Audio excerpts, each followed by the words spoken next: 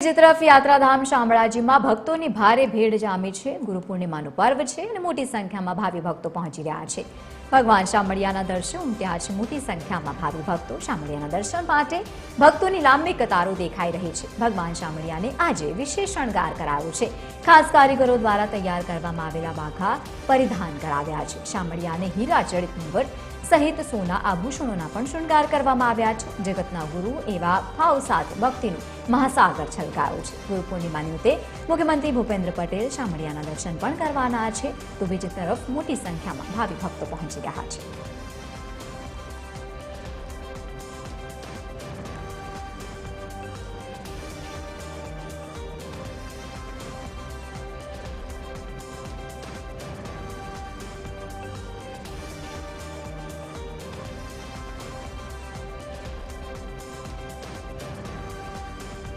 વધુ માહિતી સાથે સંવાદદાતા સમીર બલોચ જોડાયા છે। સમીર, કેવો માહોલ આપ ત્યાં જોઈ રહ્યા છો?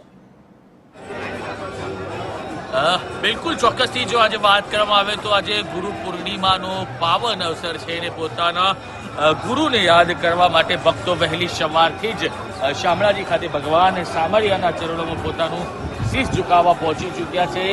પોતાના ભગવાનને ગુરુ માની આજે ગુરુ પૂર્ણિમાના પાવન અવસરે આજે ગુરુને પૂજી અને ગુરુની ભક્તિ કરવાનો આજે મહા અવસર છે। ત્યારે મોટી સંખ્યામાં જે ભક્તો છે એ ભક્તો અહીંયા શામળાજી મંદિરે પહોંચ્યા છે। ભગવાન શામળિયાના ચરણોમાં શીશ ઝુકાવી અને પોતાની આશી માંગતા હોય છે।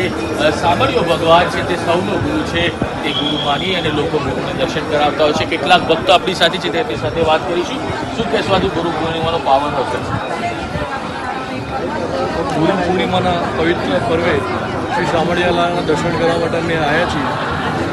જગતનો નાથ એ જ આપણો ગુરુ, એ જ આપણું શામળિયાલાલ શ્રી હરિ છે।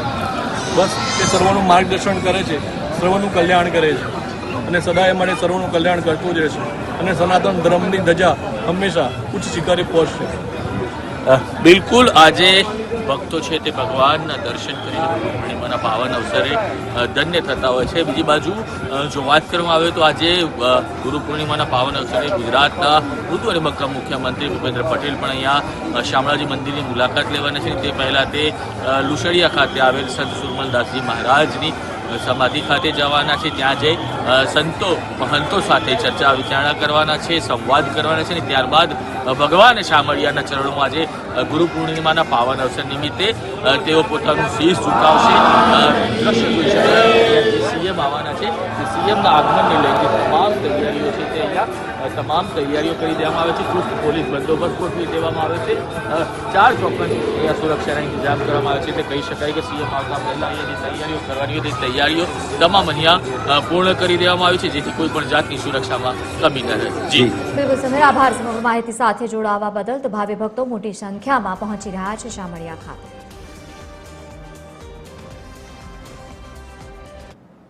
આવા પાવન અને સુંદર પ્રસંગે ભગવાન શામળાજીની હમણાં જ હાલ શણગાર આરતીની સેવા પૂર્ણ થઈ છે।